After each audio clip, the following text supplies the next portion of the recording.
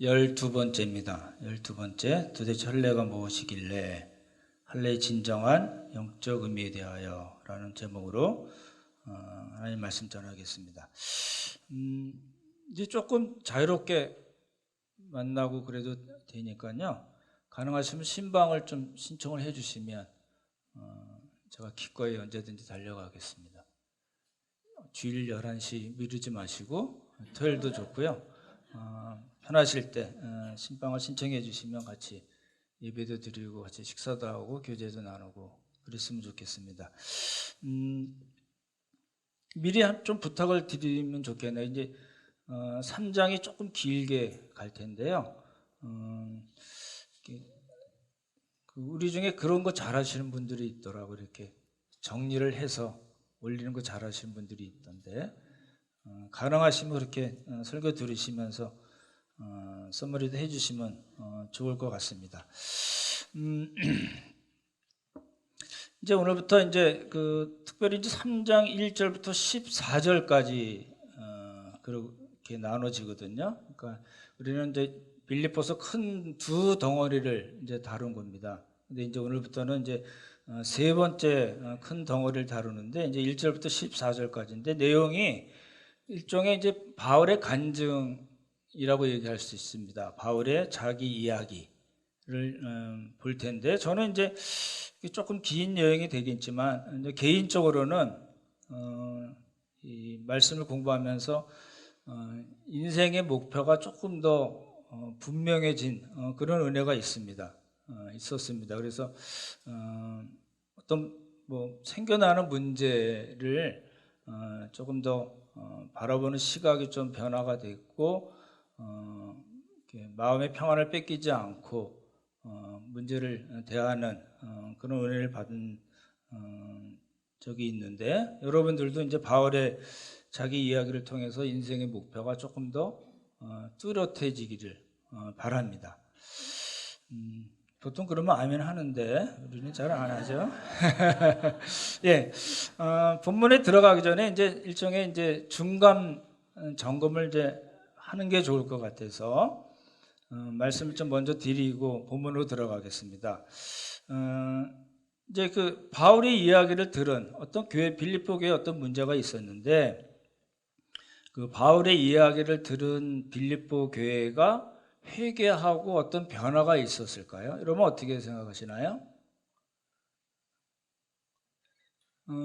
이제 읽으시면서 그래서 중간 점검이 필요할 것 같거든요. 이제 그런 내용이잖아요. 어떤 문제가 발생했는데 분열과 다툼이 있었고 이 비교가 이제 3장에서는 굉장히 중요한 주제로 나오거든요. 비교가 있었고 서로 돌보지 못했다. 지난주 말씀을 드리면 원망과 시비가 있었는데, 바울의 이야기는 빌립보 교회 모든 성도들은 예수 그리스도를 머리로 하는 교회의 지체이기 때문에 지체로서 서로를 세워주는 쪽으로 간다면 어디로 간다고요? 흠이 없고 순전한 쪽으로, 순결한 쪽으로 가서 세상의 빛으로 나타나서 뭐가 가능해져요? 예, 생명의 말씀을 전하는 것이 가능해진다, 그렇게 말씀드렸잖아요. 이제 이런 바울의 가르침을 들은 빌립보 교회에 어떤 변화가 생겼을까요? 생각을 해보십시오. 나와 있지 않습니다. 빌립보서를 전달하고 그것으로 끝난 걸로 돼 있기 때문에 어떤 변화가 생겼을까? 이런 변화가 생겼을 거라고 생각하시는 분 한번 손 들어보실래요? 무슨 변화가 있어? 똑같지? 라고 생각하시는 분. 말 들어봐서 아닌 것 같아서 안 드시는 것 같은데. 네, 근데 사실은 알기 어렵습니다. 알기는 어려운데, 제가 말씀을 보면서 이게 변화의 가능성이 충분히 있었겠구나 라고 생각이 됐습니다. 왜 그러냐면, 바울이 지난번에 말씀드렸지만 빌립보서 전체를 관통하는 주제는 복음을 전하는 것하고 예수 그리스도를 닮아가는 삶, 그 두 가지거든요. 그거를 그냥 한번 이렇게 1장에서나 2장에서 딱 하고 끝난 게 아니라 1장부터 4장까지 그걸 계속 끌고 가요. 바울의 그 편지 때문에도 그렇고, 바울이 이제 나중에 우리가 지난주에 안 보고 넘어간다는 단락에 보면 디모데를 보내고 또 누굴 보내요? 예, 빌립보 교회에서 온 에바브로 디도를 다시 보냅니다. 그런 일이 있었고, 그리고 이제 4장에 보시면 4장을 한번 보십시오.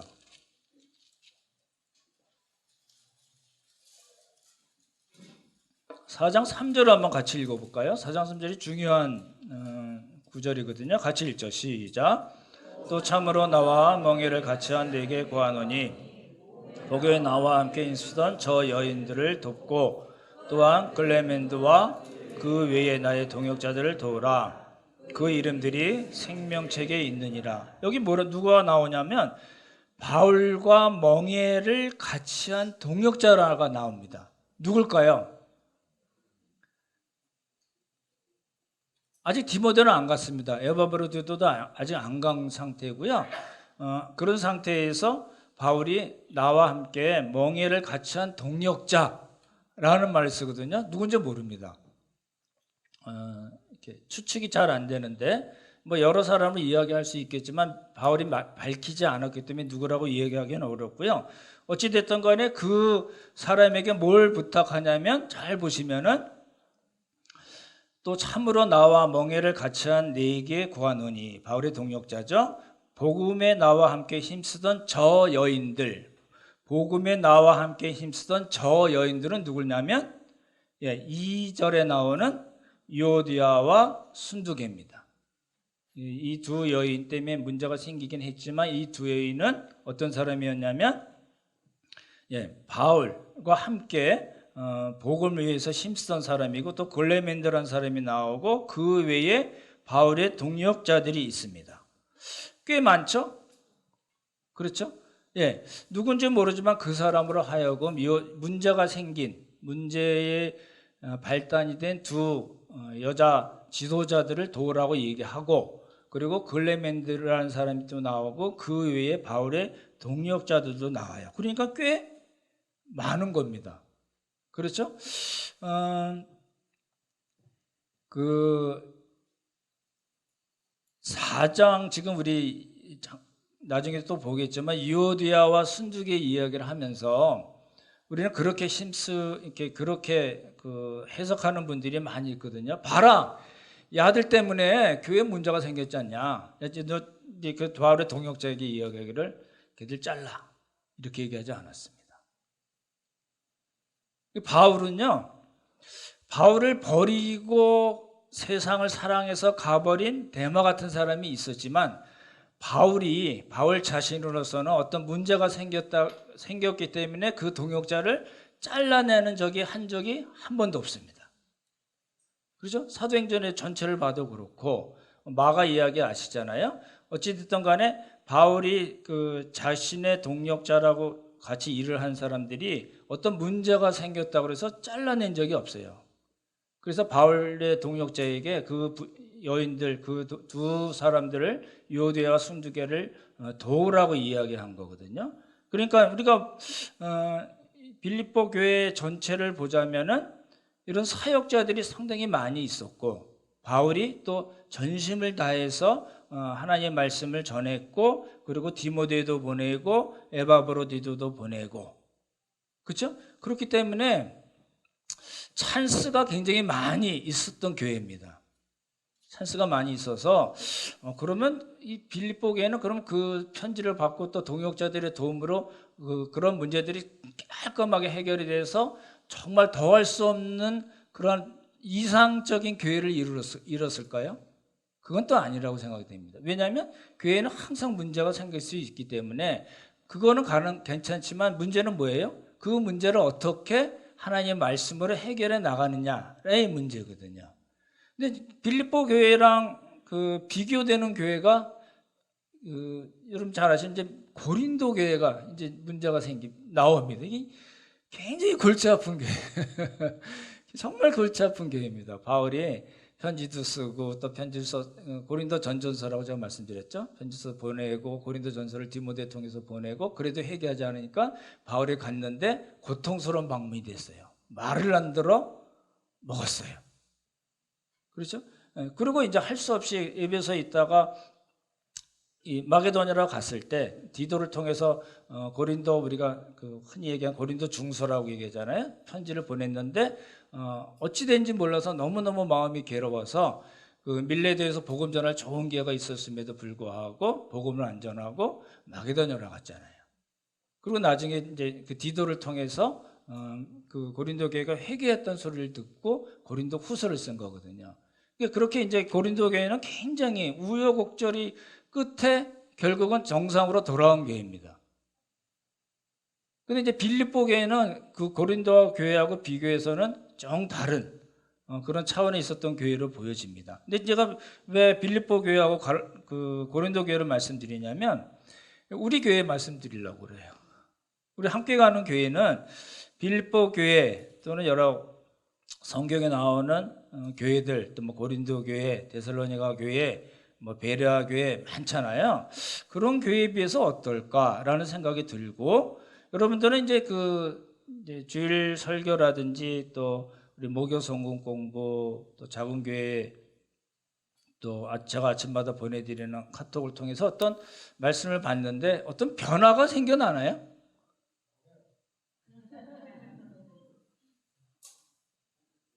그걸 여쭤보고 싶은 거예요. 너무 궁금해요. 그래서 아까 중간 점검이라고 말씀을 드렸는데, 이제 목사로서, 설교를 하는 사람으로서 정말 그런 변화들이 많이 매일매일 일어나기를 바라고 기도하고 또 그렇게 설교 준비를 하고 성령 일명 의지해서 말씀을 전합니다. 그렇죠? 그래서 여러분 말씀을 들을 때 또 개인적으로 말씀을 읽고 연구하고 그럴 때 먼저 여러분 개인의 어떤 변화가 꼭 필요하고요. 그다음에 여러분의 배우자들, 자녀들, 그리고 여러분의 가정의 변화, 그리고 우리 교회 공동체의 변화가 있어야 된다는 겁니다. 이게 이제 꼭 점검해 봐야 될 문제예요. 저는 이제 믿기는 하나님의 말씀은 역사를 합니다. 사람을 바꾸는 힘이 있다고 믿습니다. 그렇죠? 성령님은, 그리고 성령님께서는 그 말씀을 통해서 역사하세요. 그러니까 이제 우리 입장에서는 어떻게 가야 되냐면 말씀과 성령님으로, 제가 여러 번 말씀드리기도 하고 제가 좋아하는 표현이기도 한데, 우리가 할 일은 말씀과 성령으로 뭘 해야 돼요? 믿음의 싸움을 해야 돼요. 저절로 한번 봤다고 내가 확 바뀌는 일은 없습니다. 그죠? 내가 그렇지, 나 이렇게 해봐야지 라고 깨닫고 또 성령님의 도우심을 구하고 말씀대로 사는 그런 믿음의 싸움을 해야지만이 뭐가 가능해요? 변화가 가능하다는 겁니다. 근데 이제 그렇게 하다 보면 많은 경우에 이제 본인도 모르게 이제 이렇게 우리 아이들이 이렇게 갑자기 쑥쑥쑥 자라잖아요. 그러죠? 아이들 큰 거 보면, 야, 너 이렇게 자꾸만 올려보게 되는 그런 것 같은데, 그러니까 본인도 아이들이 자라듯이 우리 자신도 본인도 모르게 믿음이 성장하고 변화를 가져올 거라는 겁니다. 전제 조건이 뭐예요? 말씀과 성령으로 믿음의 싸움을 해야 된다는 겁니다. 그렇죠? 그래서 이제 그런 거예요. 나도 모르게 있는데 어느 날 갑자기 옆에 있는 형제 자매들이 김부사 뭐가 좀 달라진 것 같아. 그죠? 옆에 있는 우리 같이 사시는 분들이, 자녀들이나 배우자들이 자기 옛날에는 그랬는데 좀 바뀐 것 같아. 이런 얘기를 들어야지 된다는 겁니다. 그런 소리 난 10년, 20년 지나가도록 한 번도 들은 적이 없다고 하면 말씀으로 점검하셔야 됩니다. 정말 심각하게 점검하셔야 됩니다. 무슨 소리야? 난 하나님 믿고 있어.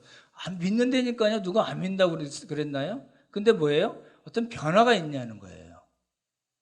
그렇죠? 우리 신학적인 표현은 그걸 이제 성화라고 얘기하잖아. 예수님을 닮아가는 삶. 그렇죠? 이제 그렇게 가야지 이제 말씀을 듣고 또 읽고 연구하고 하는 그런 의의가 있다는 겁니다. 오늘 말씀을 이제 본문으로 들어가겠습니다. 우리 한번 1절 1절을 한번 같이 읽겠습니다. 1절자 시작.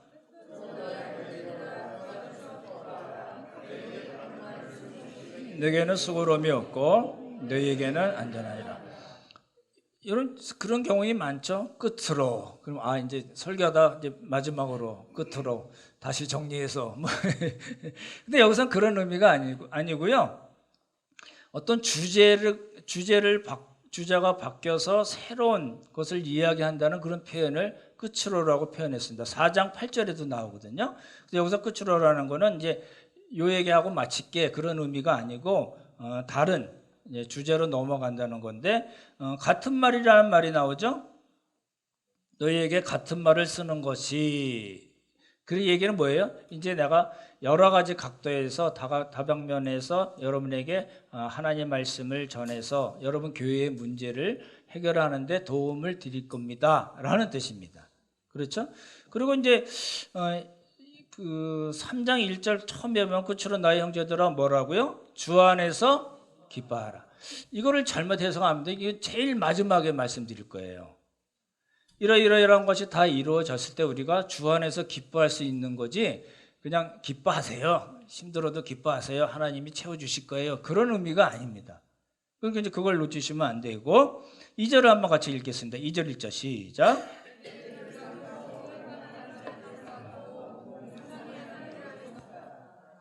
반복되는 동사가 뭐죠? 삼가라. 무슨 뜻이냐면 조심하십시오, 주의하십시오 라는 뜻입니다.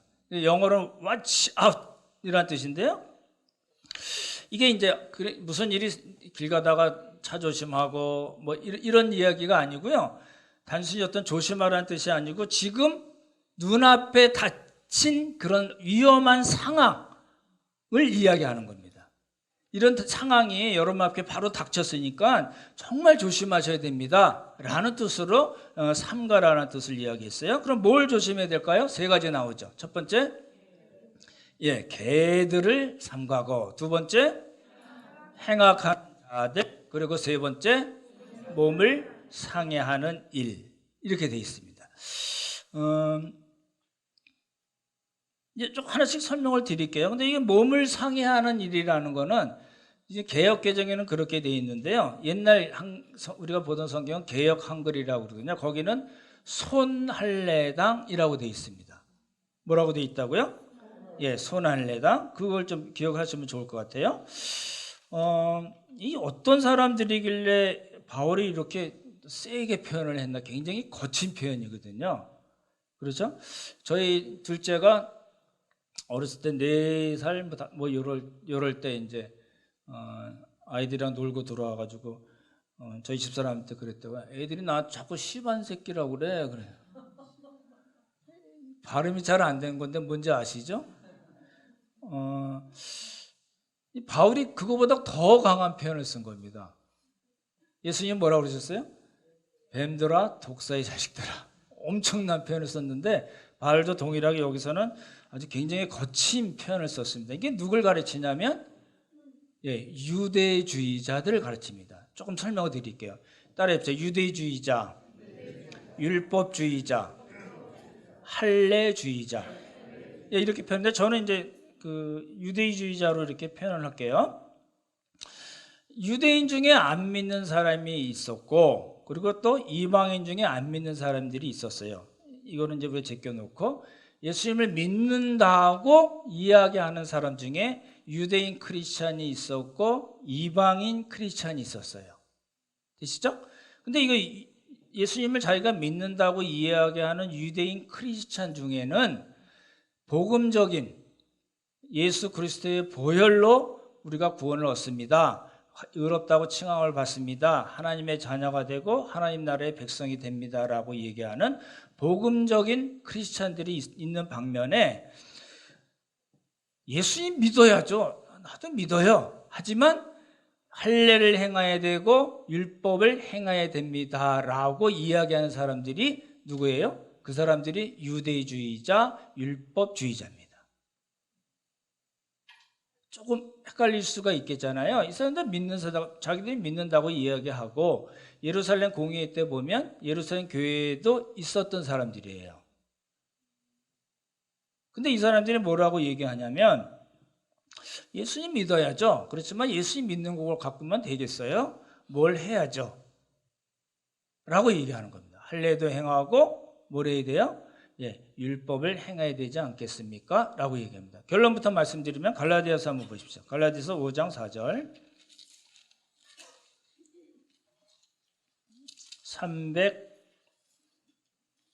308쪽입니다. 신약성경 308쪽 바울이 이 유대주의자들을 어떻게 이야기하고 있나 308쪽을 찾으셨나요? 다 찾으신 다음에 같이 읽겠습니다. 같이 읽죠. 시작. 율법 안에서 의롭다함을 얻으려 하는 너희는 그리스도에게서 끊어지고 은혜에서 떨어진 자로다. 율법 안에서 율법을 통해서 의롭다함을 얻으려는 너희는 누굴 가르쳐요? 유대주의자들입니다. 그렇죠? 율법주의자들, 유대주의자들인데 그 사람들은 어떤 사람이라고 그랬어요? 그리스도에게서 끊어지고 은혜에서 떨어진 자로다. 이게 참 굉장히 무서운 이야기잖아요. 이 사람들은 어떤 사람들이냐면 잘 보십시오. 율법주의자들, 유대주의자들 예수님을 믿어야 된다고 이야기하면서도 그걸로 안 돼. 율법을 행해야 되고 할례를 받아야지 진정한 구원을 받는 거야 라고 이야기한 사람들입니다. 그렇죠? 바울이 그 갈라디아서 1장에서 이런 사람들을 뭐라고 얘기하냐면 다른 복음을 전하는 사람. 진짜 복음이 아니고 가짜 복음 다른 복음을 전하는 사람이라고 얘기했어요. 그렇죠? 그러니까 이제 이 사람들이 어떤 사람들인가를 기억하시고 오늘 본문을 보시면 개들을 삼가라. 여기서 개들이라는 거는 오늘날 같이 무슨 반려견, 애완용 개를 얘기하는 게 아닙니다. 이게 무슨 개냐면 집도 없고 주인도 없고 떠돌아다니면서 쓰레기 도면서 주워 먹고 그런 떠돌이 개들이 있잖아요. 그리고 으르렁거리고 서로 싸우고 사람들을 공격하는 들개 같은 그런 개를 여기서 개라고 표현한 겁니다. 그러니까 지금의 우리의 생각하고 많이 차이가 있겠죠? 바울은 개라고 표현했어요. 유대주의자들을. 와, 굉장한 표현이죠. 두 번째 보면 행악하는 자들. 이렇게 보시면 행악한다 그러니까 이 사람들이 이 유대주의자들이 도덕적으로 타락을 했거나 악행을 일삼는 사람들이구나 라고 생각하시는데 그렇지 않습니다. 그렇지 않아요.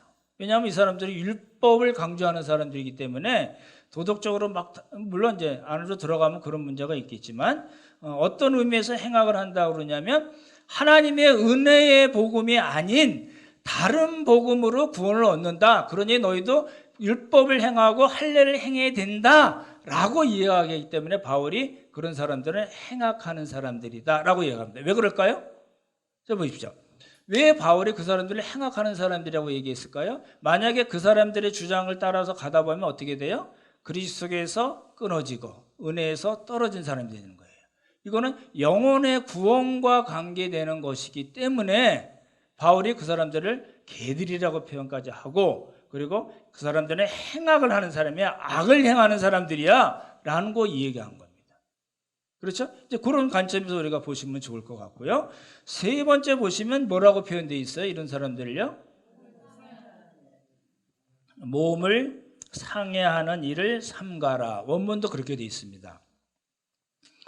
아까 말씀드렸던 개혁한 거는 손할례당이라고 표현했고 흠정역에 보면은 살을 베어내는 자라는 표현을 썼습니다. 포경수술을 의미하는 겁니다. 할례를 의미하는 거죠. 그다음에 표준 세명에 보면 할례를 주장한 자들을 조심하라 이렇게 돼 있어요. 그러니까 이제 저는 그렇게 표현을 하려고 그래요. 몸을 상해한다는 뜻은 어떤 전통에 따라서 율법을 행하고 그것을 자랑하고 그것을 신뢰하는 사람들이라고 얘기한 겁니다. 그런 손할례당이라고 표현한다는 겁니다. 손할례당이라고 표현한 게 좋은 이유가 뭐냐면 일종의 대조거든요. 빌립보서 다시 보시면 3장 3절을 한번 같이 읽어보죠. 3장 3절 같이 읽죠. 시작.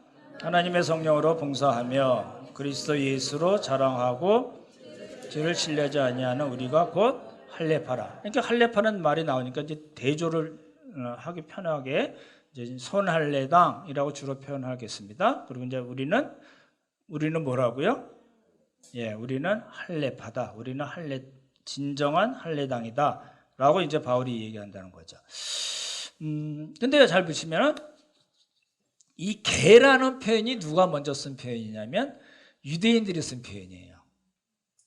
이제 그걸 이제 우리 생각을 하시면 좋을 것 같아요. 떠돌이개, 들기의 이미지를 누가 먼저 사용했냐면 바로 유대인들이 썼는데, 유대인들이 썼던 그 말을 유대인인 바울이 도리어 그 말로 유대주의자들을 대받아친 겁니다. 그죠? 예, 그렇게 보시면 좋을 것 같고. 근데 왜 유대인들은 이방인들을 개로 취급을 했을까요? 여기서 유대인이라는 건 유대주의자들을 포함하는 이야기입니다. 왜 개로 취급했냐면, 첫 번째, 할례를 안 받았어요. 이제 그 헬라인들, 로마인들은 할례를 받을 이유가 없잖아요. 그죠? 유대인들은 모세 전통에 따라서, 모세 율법에 따라서 태어난 지 8일 만에 할례를 받는데, 이방인들은 할례를 받을 이유가 없잖아요. 그러니까 유대인들 입장에서는 야, 저것들 할례도 없는 것들이야 라고 경멸을 한 겁니다. 그리고 이 사람들은 그 율법을 행할 이유가 없잖아요. 이방인들은요. 이제 제가 몇 번에 나눠서 말씀을 드릴 텐데, 이제 음식도 자기 마음대로 먹고 싶은 거 먹고, 그리고 절기도 없고 제사도 없어요.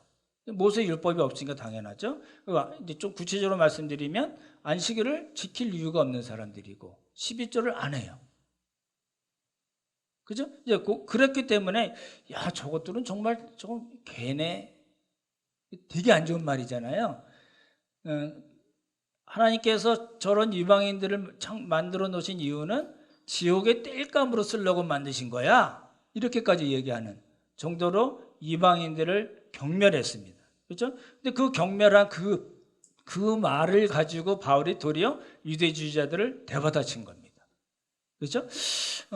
율법 얘기를 조금 말씀을 드려야 되겠네요. 율법은 세 수로 나눈다고 말씀드렸죠. 여러 번 말씀드렸는데, 첫 번째, 예, 의식법입니다. 그 다음에 두 번째, 예, 시민법. 그 다음에 세 번째, 도덕법입니다. 이 도덕법은 이제 십계명을 주로 얘기하고 지금도 유효한 율법입니다. 그렇죠? 예. 그리고 이제 시민법은 이런 거예요. 살인을 하거나 도둑질을 하거나 다른 사람을 해하거나 돈을 갖고 띄어먹거나 이랬을 때 어떻게 할 건가? 이스라엘이라는 국가 안에서 이 법을, 그런 일들을 어떻게 처리할 건가 얘기한 게 시민법입니다. 지금은 유효하지 않습니다. 그렇죠? 그 시민법을 지금 우리가 사는 세상에 그대로 1대1로 대입할 수가 없잖아요. 그래서 의식법이 이제 문제가 많이 되죠. 의식법 말씀드린 대로 절기가 많잖아요. 7절기 뭐 이런 거 나오잖아요.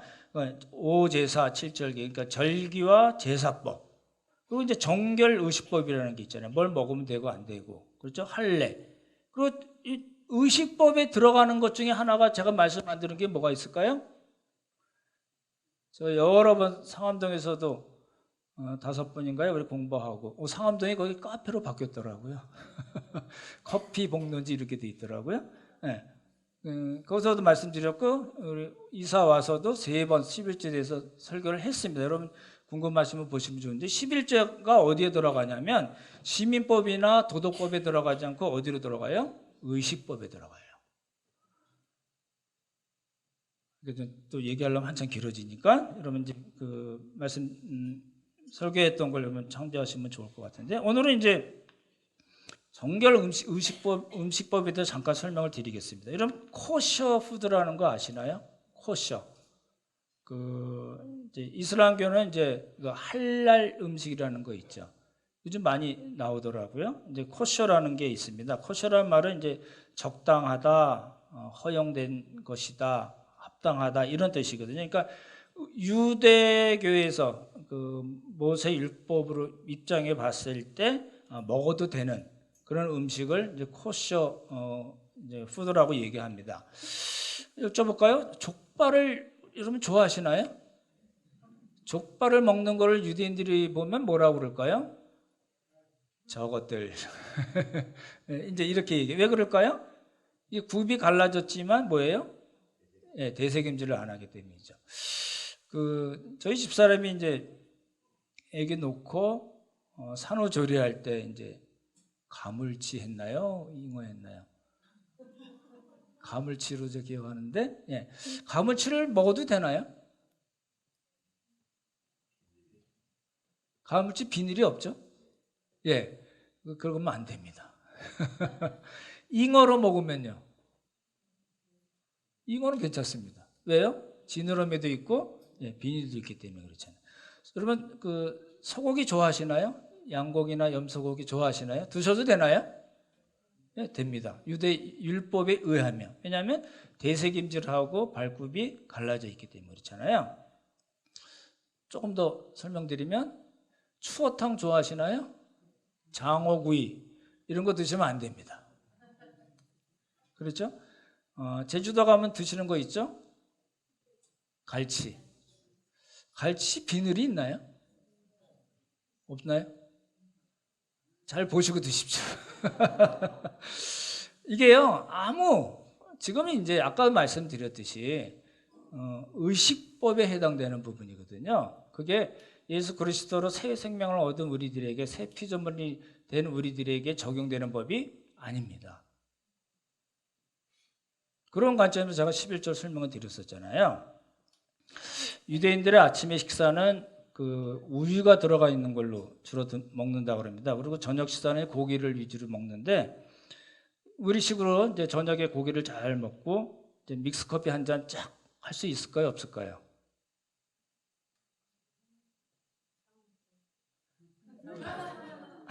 예. 건강상의 이유로 안 드시는 건 관계없지만 유대인들 입장에서 지금도 마찬가지인데요. 먹으면 안 됩니다. 고기를 먹는 건 관계없지만 고기와 함께 유제품을 먹으면 안 됩니다. 왜 그러냐면 염소 새끼를 그 어미젖에 함께 삶지 말라라는 구절이 있기 때문에 그래요. 그러니까 이제 그러니까 우리도 그렇게 됐네. 그 얘기하려고 얘기한 게 아닙니다. 왜냐하면 유대인들은 그것 때문에 우리가 그것을 지킴으로써 구원을 얻고 하나님의 백성이다. 너희들은 뭐야 도대체? 이렇게 해서 자꾸 개라고 이야기하고 지옥에 땔감으로 하나님이 만드셨다고 이렇게 얘기했기 때문에 그래서 말씀을 드린 겁니다. 그렇죠? 그러면 잘 생각해 보시면 아까도 말씀드렸지만 유대주의자들이 이방인들을 할례도 행하지 않고 율법대로 살지 않아서 개라고 이야기한 것을 바울이 그 말을 가지고 유대주의자들에게 대받아친 거라고 그랬잖아요. 개들, 행악하는 자들, 그렇죠? 손할례다 이렇게 얘기했잖아요. 이거는 어떤 인격을 모독하는 그런 표현은 아닙니다. 뭐 때문에 바울이 그렇게 강력하게 얘기를 했냐면 그 유대주의자들이 이야기하는 주장 때문에 그렇습니다. 오늘 그 본문 다시 한번 보실래요? 15장 사도행전. 제가 읽으면서 간단하게 설명드릴게요. 어떤 사람들이 유대로부터 내려와, 그러니까 유대로부터 내려온 어떤 사람들이라는 것은 유대주의자들입니다. 형제들을 가르치되, 안디옥 교회 형제들입니다. 이방인들이겠죠. 너희가 모세의 법대로 할례를 받지 아니하면 뭐 한다고요? 능히 구원을 받지 못한다. 무엇과 무엇을 연결시켰어요? 할례와 구원을 연결시켰어요. 너희 예수님 믿는 거 좋아, 잘했어. 뭐 좋아. 하지만 할례 받아야 돼. 안 그러면 너희 지옥 가. 구원 못 받아. 라고 얘기한 겁니다. 그렇죠? 예, 5절 다시 보시면 바리새파 중에 어떤 믿는 사람들이, 바리새파 중에 어떤 믿는 사람들 누굴 가르치냐면 역시 유대주의자들입니다. 그렇죠? 율법주의자, 할례주의자를 가리킵니다.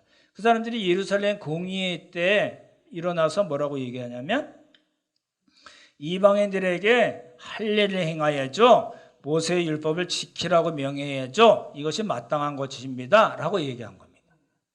되시죠? 예, 보시면은 근데 유대인들은 이제 그렇게 얘기한 거예요. 자기들은 자기 의지가 아니에요. 유대인의 가정에서 태어났는데 자기도 모르게 8일 만에 엄마는 못 들어옵니다. 아빠하고 주변 사람들이 제사장에 데리고 와가지고 뭘 했어요? 예, 할례를 행해버렸어요. 다음 주에 더 좀 자세히 말씀드릴 거거든요. 그리고 이제 어른이 돼서 유대교회 안에서 살았는데, 이방인들은 보니까 쟤들은 할례도 안 하는 애들이에요. 근데 들어와서 나도 유대교 믿겠다고 그러네요. 그러면 언제 얼마든지 들어와 좋아라고 얘기하면서 뭘 요구했어요? 할례를 요구했어요. 그리고 뭘 얘기했어요? 모세의 율법대로 행하라. 안식일 지켜야지. 11조 내야지. 절기에 따라서 제사 꼬박꼬박 지내야지. 1년에 3차례 예루살렘 성전으로 가야지. 라는 거를 강조한 거야. 그렇게 만약에 안 하면 너희들 구원 못 받던 거야. 라고 이야기했다는 겁니다. 그렇죠? 이제 그거를 이제 바울이 문제를 삼은 거예요.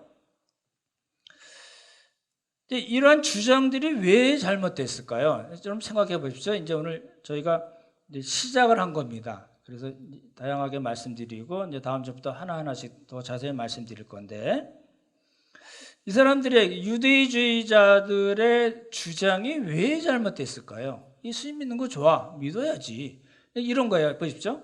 일반 유대인들은 예수님 믿는 거랑 아무 관계 없는 사람들이에요. 믿든지 말든지 니들 알아서 해야, 그런 사람들이고, 유대주의자들은 유대인들인데 유대주의자들은 자기가 나 예수님 믿어라고 얘기하면서 할례를 행해야 되고 모세의 율법을 행하지 않으면 구원을 못 받아라고 얘기하는 사람들이에요. 그러니까 일반 유대인하고 유대주의자는 조금 다릅니다. 구분이 되시나요?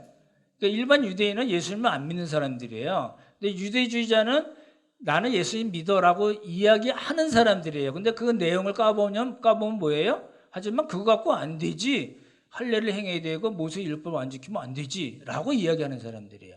그 중에서 다른 사람들은 이방인이나 또 유대인 중에서 예수님을 나의 구주로서 받아들이는 사람들이 있고, 모세의 율법과 할례로 구원을 받는 것이 아니라고 이야기하는 복음주의적, 복음에 맞는 사람들이 있었다는 거예요. 그러니까 세 종류의 사람이 있은 걸 기억을 하시고요. 그러면 그 중에서 유대주의자들의 이야기가 왜 잘못됐을까요? 예수님 믿는 거 좋지만 할례를 행하고 율법을 행해야 된다고 이야기하는 게 왜 잘못됐을까요? 그렇게 주장하면 뭐가 문제가 되냐면, 하나님께서 예수 그리스도를 보내서 십자가 못 박혀 돌아가게 하시고 또 3일 만에 부활하시고 승천하시고 지금 하나님 우편에서 온 우주 만물을 다스리시는 예수 그리스도께서 하신 일, 그 은혜의 복음을 부정하는 것이 되는 겁니다. 잘 기억하시면 좋을 것 같아요. 예수 그리스도, 우리가 제가 여러 번 말씀드린 지저스 이벤트, 예수 그리스도의 죽으심과 부활하심, 그걸로 충분하지 않아 라고 이야기하는 겁니다. 누가요? 유대주의자들이 그런 겁니다. 그러니까 어떤 인간적인 조건, 자기도 모르게 갖고 태어난 그러한 인간적인 조건과 자기가 커서 이렇게 해야지라고 생각해서 하는 그런 율법의 행위로 구원을 받는다는 겁니다. 예수님 믿어야지. 좋아. 그렇지만 그걸로 안 돼. 율법의 행위, 율법적인 행위를 해야지만이 구원이 완성되는 거야 라고 이야기하면서 그 율법을 신뢰하고 자랑하는 겁니다. 신뢰하고 자랑하면 어떤 일이 생겨요? 그거 갖지 않고 그렇게 살지 않은 사람들을 뭐라고 얘기해요? 개라고 얘기하는 겁니다. 너희 큰일 났네. 너희 이제 지옥의 땔감이 될 거야 라고 이야기한다는 겁니다. 그거를 이제 바울이 받아서 유대주의자들에게 그대로 저 사람들이 개고, 그리고 우리는 진정한 참 할례당이야 라고 이야기한 겁니다. 구분이 되시겠죠?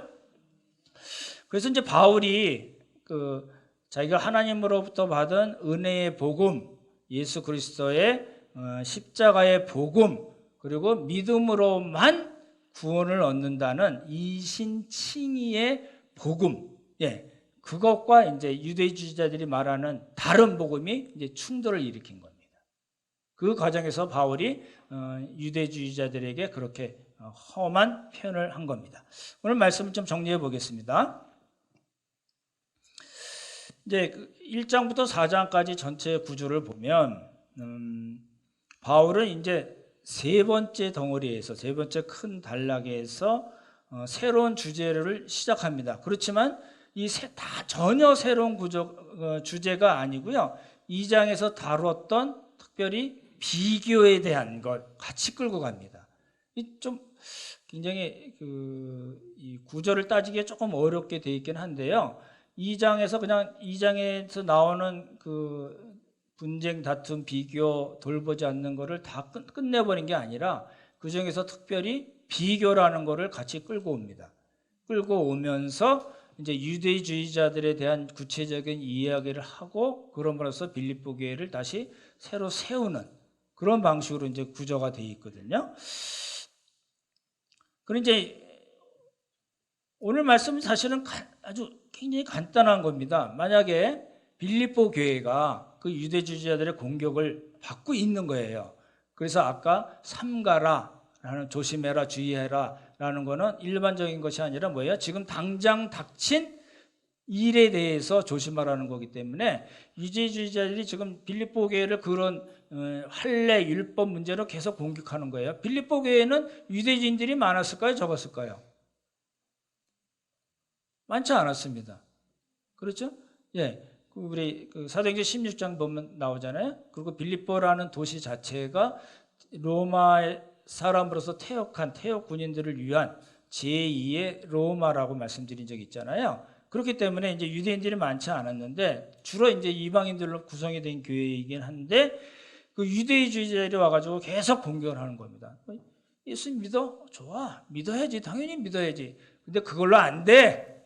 뭘 해야 돼요? 우리 같이 할례도 행해야 되고 율법 지켜야지. 안식일 안 지켜? 11조 안 내?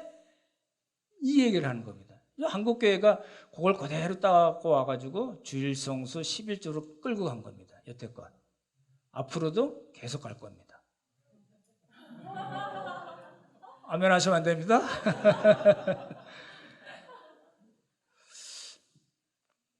이제 바울의 이야기는 그 사람들의 주장을 그대로 받아들이면은 다른 복음, different gospel, another gospel을 받아들이는 것이 되고 예수 그리스도의 보혈로 우리를 구원하신 하나님의 은혜의 복음을 거절하는 것이 되는 거다라는 겁니다.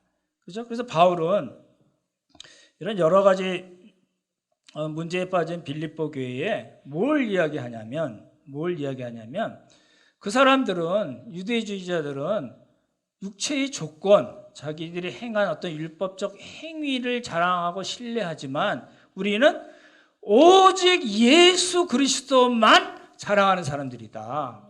이제 그걸 이야기하고 싶은 거예요. 그렇죠? 한 가지 더 나아가서 그러한 예수 그리스도 예수를 아는 지식이 가장 고상한 지식이다. 우리는 그 가장 고상한 지식 위에 서 있는 사람들이다. 라는 걸 이제 강조한 겁니다. 오늘 말씀을 마치겠습니다.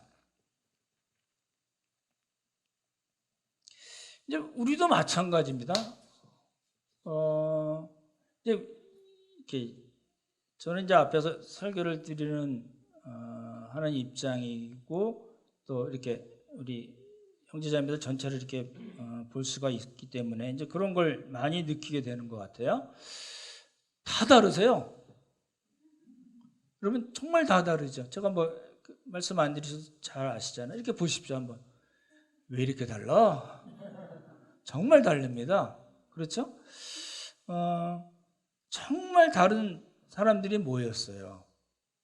왜 모이게 됐어요? 예수 그리스도의 보혈로, 십자가의 보혈로 구원을 받고 새롭게 하나님의 자녀가 되었기 때문에 온 거거든요. 근데 그렇게 된 이 교회 안에, 그렇죠? 함께가는 교회라는 지역교회 안에 어떤 외적인 조건 때문에 자기가 타고난 그런 어떤 선천적인 조건 때문에 나는 그래도 너보다 나아라고 비교로 가면 우리가 뭐가 된다는 거예요? 그게 손할례장이라는 겁니다. 개라고는 얘기 못합니다. 행악한다고 얘기 못하지만 손할례당 도대체 할례가 뭐길래 그렇게 자랑하고 신뢰하고 다른 사람들 그렇게 악평하느냐 그 얘기거든요. 그러니까 우리가 그런 손할례장이 되지 않으려면 우리가 가진 그런 모든 조건, 여러분 사실 따져보면요 정말 도토리 키재기 아닌가요? 선천적인 조건을 말씀드렸지만 우리 180 넘는 분들 계시죠? 우리 저희 안에 계신 문 집사님 180 되시나요? 저 집사님하고 저하고 뭐 별 차이 안 나지 않나요? 그런 거예요. 하나님 보시기에는 정말 사랑스러운 하나님의 자녀들일 뿐이죠. 근데 우리 안에서 어떤 육체적인 조건, 선천적으로 태어난 거, 그리고 자기가 열심히 노력해서 얻은 거, 그걸로 나눈다면 얼마나 웃기는 이야기냐는 거예요. 그래서 그게 이제 그러다 보면 아까 말씀드렸던 대로 그게 분열과 다툼으로 가고 원망과 시비로 가고 난 너보다 나아. 그러면서 교회의 지체로서 예수 그리스도를 머리로 하는 교회의 지체로서의 역할을 안 해버리게 된다는 거예요. 그게 돌보지 않는다는 의미잖아요. 그렇죠? 말씀을 마치겠습니다. 오늘 아무쪼록 하나님의 은혜의 복음이 무엇인지 우리에게 주시는 의미를 깨닫고 우리는 단순히 외적인 육체적인 할례를 받은 사람이 아니라, 그렇죠? 영적 할례를 받은 사람이라는, 그래서 우리는 예수 그리스도만 자랑하는 그런 사람 우리 모두가 되기를 예수님의 이름으로 축원합니다. 참 좋으신 성부 성자 성령 하나님, 도대체 할례가 무엇이길래 유대주의자들이 그렇게 자랑하고 그것을 신뢰했는지요? 또 할례가 무엇이길래 우리가 혹 우리의 조건 때문에 나누고 비교하고 우월감에 빠지고 열등감에 빠지게 되는지요? 주님께서 도우시고 함께 하셔서 우리가 예수 그리스도의 은혜의 복음, 하나님의 은혜의 복음, 예수 그리스도의 십자가의 복음 위에만 잘 서 있고 서로를 돌아보고 또 섬기는 우리 모두가 되도록 주님께서 복을 허락하여 주시옵소서. 은혜를 감사드리오며 귀하신 예수님 이름 받들어 기도드렸사옵나이다. 아멘.